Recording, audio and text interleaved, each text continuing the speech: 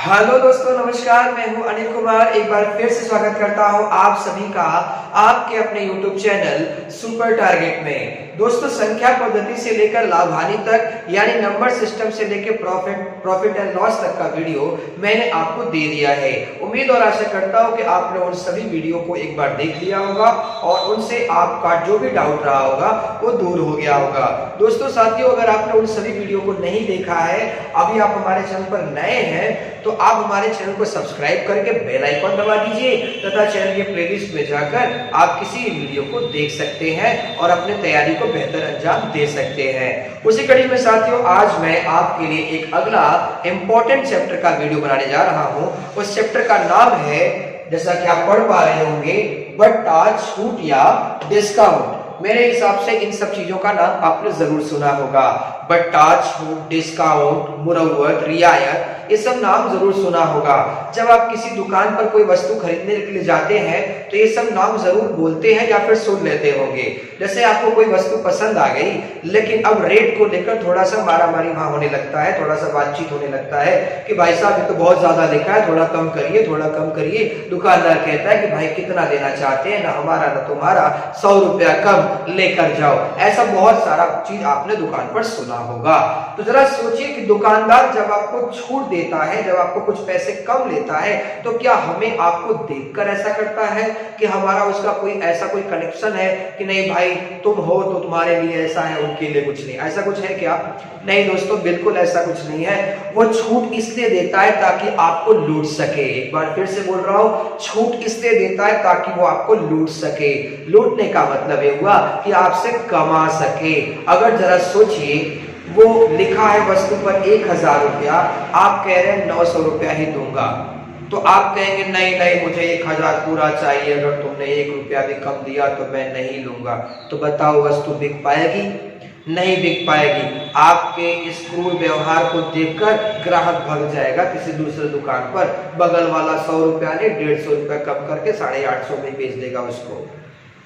तो इसके लिए दोस्तों थोड़ा छूट दिया जाता है ताकि ग्राहक भी खुश हो जाए, ग्राहक को लूट भी लिया जाए और अगले बार ग्राहक जब भी वस्तु लेना चाहे तो आपके पास ही आए।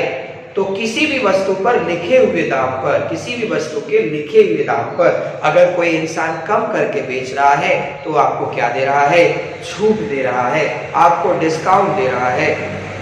अब इसका मतलब क्या हुआ, मैं आपको एक एग्जाम्पल के सहारे समझाना चाहूंगा। आइए हमारे साथ बने रहिए। जैसे मान लीजिए मैं एक व्यापारी हूँ, मुझे वस्तु को बेचना है, तो सबसे पहले मैं वस्तु खरीद कर लाऊंगा और खरीदने के लिए जेब से पैसे लगाने पड़ेंगे। आइए दोस्तों, तो जिस दाम पर वस्तु खरीदी जाती है उसे क्या कहते हैं? उसे कहते हैं क्रय मूल्य। जी हाँ दोस्तों, उसे क्रय मूल्य कहते हैं। इसे कीमत भी कहा जाता है, इसे कॉस्ट प्राइस भी कहा जाता है। मान लीजिए आपने 1000 रुपए का वस्तु खरीद कर लेकर आए, 1000 रुपया आपने जेब से लगा दिया। अब जब घर पर लाएंगे यानी गांव की दुकान पर लेकर आएंगे, अपने फुटकर दुकान पर लेकर आएंगे, तो क्या 1000 का उसे आप बेचेंगे? बिल्कुल नहीं बेचने वाले। आप 1000 का बिल्कुल नहीं बेचेंगे। 1000 का बेच अगर दिया भी आपको तो फायदा क्या हुआ आपको? इससे अच्छा रहता कि मेरे पास ही पड़ा रहता। मैं क्यों दूं आपको 1000 रुपए का? भाई आप जाके ले लो 1000 का, ठीक है। तो 1000 का जेब से लगाया हूं तो 1000 का मैं आपको नहीं बेचूंगा। अब क्या करते हैं दुकानदार, 1000 का लेकर आते हैं तो रात को उसको मिटा देते हैं। अक्सर एक काम रात को ही होता है दोस्तों, रात को वो दाम जो 1000 रुपया है उसको मिटा देंगे। मिटाकर वहां पर एक मनोमाजनी दाम लिख देंगे, एक मन गढ़ंत दाम लिख देंगे, एक काल्पनिक दाम लिख देंगे। मान लीजिए 1000 मिटा के वहां पर उसने जस्ट डबल लिख दिया, 2000 रुपए लिख दिया। जी हाँ दोस्तों, 2000 लिख दिया। तो किसी वस्तु पर जो लिखा हुआ दाम होता है, एक बार फिर से सुनिएगा, किसी वस्तु पर जो लिखा हुआ दाम होता है, उस लिखे हुए दाम को जानते हैं क्या कहते हैं? उसे कहते हैं अंकित मूल्य, उसे कहते हैं प्रिंट प्राइस, उसे कहते हैं सूची मूल्य। तो दोस्तों 2000 रुपया लिख दिया। अब सुबह हो जाता है, तो सुबह हो जाता है तो दुकानदार अपना दुकान मतलब क्लीन करके, झाड़ू वगैरह मार के, अगरबत्ती जला के बैठ जाता है कि कोई ग्राहक आए तब ना उसे लूट ले, मतलब उससे पैसे कमाए। क्योंकि दुकान तो इसीलिए खोलते हैं लोग ताकि लाभ कमा सके, घाटा करने के थोड़ी कोई दुकान खोला है भाई साहब। तो सुबह हो गया, दुकान में बैठ गया दुकानदार। अब एक ग्राहक आया वस्तु लेने के लिए, तो जब वो वस्तु लेगा, उसको पसंद आ जाएगा, तो उसको कौन सा रेट दिखाई देगा? जरा दिमाग से सोचिएगा, क्या उसको 1000 दिखाई देगा कि 2000 दिखाई देगा? बिल्कुल आप समझ गए होंगे कि उसे 2000 ही दिखाई देगा, क्योंकि 1000 तो मिटा दिया था, उसके स्थान पर उसने एक काल्पनिक रेट लिख दिया था 2000 रुपए। जबकि आप जानते हैं, जबकि वो दुकानदार को अच्छी तरह पता है कि 2000 का मैं नहीं लाया, मैं लाया हूं 1000 का, ठीक है। उस पर 2000 रुपए उसने लिखा है। अब दुकानदार ने जब उसको दिखाया तो उसे पसंद आ गया ग्राहक को कि भाई 2000 वाला आइटम तो अच्छा लग रहा है, उसे पसंद आ गया। लेकिन रेट पसंद नहीं आ रहा है, दाम पसंद नहीं आ रहा है। आपको तो पता ही है लास्ट में किच किस कारण होता है, लास्ट में जो झंझट होता है ग्राहकों से, दुकानदारों से, वो किस कारण होता है? दाम को लेकर होता है, ठीक है, जिसको मोल भाव लोग कहते हैं। तो भाई अंकित मूल्य 2000 रुपया था, ग्राहक को 2000 रुपए वाली वस्तु पसंद आ गई, लेकिन दाम कुछ ज्यादा लिखा था। तो उसने कहा भाई ये तो बहुत ज्यादा लिखा है, मैं इसे नहीं ले पाऊंगा, कुछ कम करिए तो बात बने। तो दुकानदार कहता है चलिए भाई 100 रुपया कम दे दीजिए, 1900 का लेकर जाइए। तो कहता है नहीं नहीं नहीं नहीं, एकदम 1500 रुपये दूंगा, पसंद हो तो दीजिए, नहीं तो मैं चला दूसरे दुकान पर। तो दुकानदार क्या कहता है, नहीं नहीं भैया थोड़ा सा और बढ़ा दीजिए, इतने में नहीं हो पाएगा, थोड़ा सा और बढ़ा दीजिए। बताओ, इस तरह से हाथ जोड़ता है दुकानदार, मानो उसका घाटा होगा। तो मैं तो फिर शुरू से कह रहा हूं कि वो आपको लूटना चाहता है और कोई कारण नहीं है। हाथ जोड़ के सोचिए, उसका स्टाइल देखिए दुकानदार का। तो भाई साहब किसी तरह से सौदा हो जाता है 1600 रुपए का, ठीक है। तो दुकानदार ने 1600 रुपए में आपको क्या कर दिया, वस्तु चिपका दिया, वस्तु बेच दिया। तो जिस दाम पर वस्तु बेची जाती है उसे कहा जाता है विक्रय मूल्य। जी हाँ साथियों, उसे कहा जाता है सेल्स प्राइस, उसे कहा जाता है एसपी। चलिए वो तो 1600 का वस्तु लेकर चला गया। अब आपकी कहानी, दुकानदार क्या करेगा? दुकानदार के हाथ में 1600 रुपया तो आ चुका है, तो उसमें से 1000 रुपया अपने गले में डाल देगा और 600 रुपया कहाँ डाल देगा? अपने खीसे में डाल देगा दोस्तों, अपने खीसे में, क्योंकि 600 रुपया उसने कमा लिया आपसे। आपको 400 रुपए का डिस्काउंट देके 600 रुपया आपसे कमा लिया, छूट देकर आपको लूट लिया। आइए एक बार मैथ के निगाह से समझा जाए। जिस दाम पर वस्तु लाते हैं वो क्रय मूल्य है, जो दाम लिखा जाता है वो अंकित मूल्य है, जिस दाम पर वस्तु बेची जाती है उसे क्या कहते हैं? विक्रय मूल्य कहते हैं। अब दुकानदार क्या सोचेगा कि भाई 1000 का लाया था, 1600 रुपए का बेच दिया। दुकानदार इसको नहीं देखेगा, दुकानदार इसको देखेगा, क्योंकि दुकानदार को वस्तु का ओरिजिनल दाम पता है, तो जानता है कि वस्तु 1000 की है। तो 1000 का वस्तु वो 1600 में बेच दिया, तो दुकानदार को 600 रुपया क्या हुआ साथियों? लाभ हो गया। 600 रुपया क्या हो गया? फायदा हो गया। अब ग्राहक क्या सोचेगा? ग्राहक ये सोचेगा कि 2000, ग्राहक यहां से नहीं सोचेगा, ग्राहक को क्या मालूम कि 1000 का वस्तु है। ग्राहक को पता होता कि 1000 का वस्तु है तो क्या वो 600 बढ़ा के देता? वो तो कहता भैया 1000 रुपए का है, चलिए ठीक है 5 रुपया बढ़ा के रख लीजिए, 1005 का दे दीजिए। बताइए ये भी कोई रेट हुआ? तो ग्राहक ऐसे सोचता है। इसके लिए दुकानदार चालाक बन जाता है, दुकानदार कुछ ज्यादा ही बढ़ा के रखता है, क्योंकि वो जानता है कि दुनिया का बड़े से बड़ा ग्राहक भी अगर आएगा मेरी दुकान पे तो कम करवाएगा। तो ग्राहक यहां सोचता है, ग्राहक कहता है कि 2000 रुपया लिखा था, 1600 का बेच दिया। ग्राहक क्या सोचता है कि 2000 रुपया लिखा था, 1600 का बेच दिया। तो बीच में जो 400 आया दोस्तों, ये 400 रुपया क्या है? ये छूट है। ग्राहक कहेगा कि 400 रुपया कम करवा दिया मैंने, 400 रुपया सुबह सुबह कम करवा लिया मैंने। उसे ये नहीं पता कि 600 रुपया लूट लिया उसने, दुकानदार ने तुम्हारा। तो दोस्तों ये है बिजनेस। तो जब भी छूट या डिस्काउंट होगा, किस पर होगा? लिखे हुए दाम पर। ये छूट या डिस्काउंट इसके ऊपर नहीं होगा, क्रय मूल्य पर छूट नहीं होता दोस्तों। 1000 रुपए का लाकर कोई दुकानदार 800 रुपए का बेचेगा आपको? कभी नहीं बेचने वाला वो तो उस पर बढ़ा के दाम देता है ताकि आपको छूट दे सके। तो इस लाइन से, इस लेक्चर से आपको 2 चीजें जरूर पता चल गई होंगी। पहली चीज, पहली चीज आपको ये पता चला होगा कि लाभ हो चाहे हानि हो, वो ओरिजिनल दाम पर होता है। दुकानदार को जो 600 रुपए का लाभ हुआ वो 1000 पर हुआ, यानी ओरिजिनल दाम पर हुआ, वो कॉस्ट प्राइस पर हुआ, कीमत पर हुआ। तो दोस्तों याद रखिएगा, लाभ या हानि किस पर होता है? क्रय मूल्य पर होता है। और दूसरा चीज आपको पता चला कि अगर मेरे को छूट देना है तो किस पर मैं दूंगा? अंकित मूल्य पर दूंगा, लिखे हुए दाम पर दूंगा, प्रिंट प्राइस पर दूंगा। क्लियर है साथियों? तो दोस्तों मेरे हिसाब से आपको छूट क्या है, बट्टा क्या है, डिस्काउंट क्या है, वो आपको समझ में आ गया होगा कि किसी भी लिखे हुए दाम पर जो इंसान कम करके बेच देता है उसी को छूट या डिस्काउंट कहा जाता है। तो इसके दो फॉर्मूला बनते हैं दोस्तों। तो इससे दोस्तों हमें दो चीजें पता चली। पहला कि लाभ क्रय मूल्य पर हुआ और छूट अंकित मूल्य पर हुआ। तो ध्यान से देखिएगा, क्रय मूल्य के पास हमेशा परसेंटेज लाभ या हानि लिखा जाता है बटे 100, तब उसे क्या किया जाता है? बेचा जाता है, विक्रय। ये चीज आप ध्यान रखिएगा, ठीक है। दूसरा चीज कि जब उसने छूट दिया 400 रुपए का तो किस पर दिया? अंकित मूल्य पर दिया। तो दूसरा चीज हमें ये पता चला कि कोई भी दुकानदार जो डिस्काउंट देता है वो लिखे हुए दाम पर देता है, अंकित मूल्य पर देता है। तो अंकित मूल्य गुणे प्रतिशत छूट बटा 100 बराबर बेचने का विक्रय। तो ये दो चीजें आप ध्यान रखिएगा। इन्हीं दो चीजों के माध्यम से, इन्हीं दो नियम के माध्यम से हम छूट या बट्टा या डिस्काउंट का पूरा सवाल लगा लेंगे साथियों। बस आपको वीडियो के साथ अंत तक बने रहना है। एक बार फिर से, लाभ या हानि ओरिजिनल दाम पर होगा। देखिए ना, 600 रुपए कमाया, 1000 रुपए बेच दिया 1600 से, बेचने का दाम।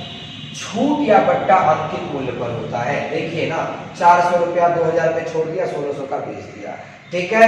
तो ये दोनों चीज आप ध्यान रखिएगा। आइए दोस्तों, मैं आपको कुछ उदाहरण के माध्यम से समझाता हूं कि किस तरीके से प्रतिशत छूट निकलता है, किस तरीके से रुपए में छूट निकलता है। तो तैयार है आप?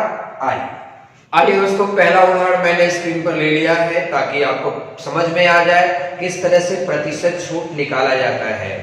प्रश्न लिखा गया है, एक पुस्तक का अंकित मूल्य 165 रुपया है, उसे 132 रुपया में बेचा गया है, उस पर कितनी प्रतिशत छूट दी गई है? अब देखिए, पूछा गया कितनी प्रतिशत की छूट दी गई है। तो छूट देने के लिए सबसे पहले खरीदना पड़ेगा वस्तु, ठीक है। तो खरीद दाम तो दिया नहीं है, लिखा है वस्तु का अंकित मूल्य 165 रुपया है। अंकित मूल्य मतलब प्रिंट प्राइस है दोस्तों। जब आप वस्तु खरीदने के लिए गए तो उस पर 165 रुपया लिखा हुआ था, ठीक है। अब आपने कुछ मोल भाव कराया और उसे 132 रुपए में बेचा गया है। तो 165 रुपया लिखा था, जरा सोचिए कि अंकित मूल्य जो है 165 रुपया, ठीक है। आपने कुछ मोल भाव कराया और आपको वस्तु बेच दिया गया। कितने का बेचा गया? लिखा है 132 रुपए का बेचा गया। तो आप सोचेंगे ना कि दुकानदार कितना रुपया हमको कम किया। तो 165 रुपए का वो लिखा था, 132 का आपको दुकानदार देने को तैयार है, तो क रुपया का छूट दे रहा है? 165 में 132 घटा दीजिए, पता चल जाएगा। 5 में से 2 जाएगा तो 3, 6 में से 3 जाएगा तो 3, यानी 33 रुपया का छूट है। अगर प्रश्न पूछता कि कितने रुपए का छूट होगा तो आंसर होगा 33 रुपए का। लेकिन हमसे प्रतिशत में छूट पूछा गया है। कोई बात नहीं, सबसे पहले जिसका परसेंटेज निकालना है उसका नंबर लिखिए। किसका परसेंटेज निकालना है? छूट का परसेंटेज निकालना है। तो छूट 33 रुपया, वो लिख लीजिए। अब आप बताइए, अभी मैंने बताया था आपको छूट किस पर दिया जाता है? जो लिखा जाता है, मनोमाजनी दाम पर दिया जाता है। ओरिजिनल दाम पर तो कमाया जाता है, वो दुकानदार कमाता है, ग्राहक तो छूट लेता है खाली। अब किस पर लेता है? मनगढ़ंत दाम पर, जो दाम लिखा रहता है उसके ऊपर लेता है। तो 33 रुपया कम हो गया, किस पर? 165। अब गुणे 100 क्यों करते हैं? क्योंकि प्रतिशत बनाने के लिए गुणे 100 किया जाता है। अब इसको काट दीजिए अगर आप 11 से काटे या 33 से भी काट सकते, 5 3 15, 5 3 15 1 16, 33 एकम 33, 33 पंजा 165, 5 एकम 5, 5 20 100, यानी 20% का छूट हुआ है साथियों।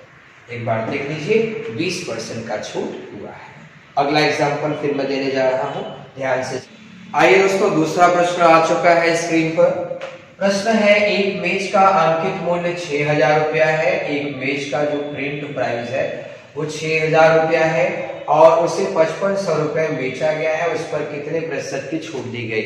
बिल्कुल, जब आप दुकान पर गए मेज खरीदने के लिए तो मेज पर लिखा हुआ दाम कितना था साथियों? मेज पर लिखा था 6000 रुपया। आपने थोड़ा सा मोल भाव कराया, आपने कम कराने की कोशिश की तो दुकानदार ने आपको बेच दिया कितने का? 5500 रुपए का बेच दिया। यानी कि 6000 रुपया लिखा गया था, 6000 रुपया लिखा गया था और उसे 5500 रुपए में बेच दिया गया। तो अब आप सोच सकते होंगे कि दुकानदार ने कितने पैसे कम किए। दुकानदार ने 500 रुपए कम किए। यानी अगर पूछता कितने रुपए का छूट हुआ तो 500 रुपए का छूट हुआ, लेकिन हमसे पूछ रहा है कितनी प्रतिशत छूट दी गई, यानी परसेंटेज में छूट पूछा गया है। तो 500 रुपया छूट हुआ, किस पर होगा? जितने का लाया होगा उस पर थोड़ी न होगा। उस पर अगर छूट होना होता तब तो हम टूट न जाते दोस्तों, क्योंकि जाहिर सी बात है, अगर 1000 का मैं मंडी से खरीद कर लेकर आऊंगा और मुरव्वत में आपको 900 का बेच दूंगा तो 100 रुपया तो घरे से चला गया। फायदा कहाँ हुआ? मुड़ी टूट गई, नुकसान हो गया। फायदा तो तब होगा जब 1000 का लाके 1100 का बेचूंगा। तो देखिए दोस्तों, यहाँ पर 6000 रुपया लिखा था, यानी लाया रहा होगा सस्ते का ही, ये लिखा हुआ दाम है, प्रिंट प्राइस है, ठीक है। तो 500 रुपया छोड़ दिया लिखे हुए दाम पर, गुणे 100। अब धीरे धीरे इसको काट, आप देख पा रहे होंगे 00 ऐसे कट जाएगा। 5 का पाड़ा पड़ेंगे, 12 पंजे 60 होता है। फिर 4 का पाड़ा पड़िए, 4 3 12 हो गया और 4 25 100 होता है। तो 25/3% आ गया। ये भी सही है। अगर आप 3 से भाग देंगे तो 3 8 है 24, एक बच जाएगा। तो 8 सही 1/3% का क्या हुआ? छूट हुआ। ध्यान दीजिएगा दोस्तों, जरा सोचिए, 6000 रुपया लिखा था, 5500 का बेच दिया तो 500 रुपया छूट दिया, यानी कि जो ओरिजिनल दाम था वो 5500 से भी सस्ता रहा होगा।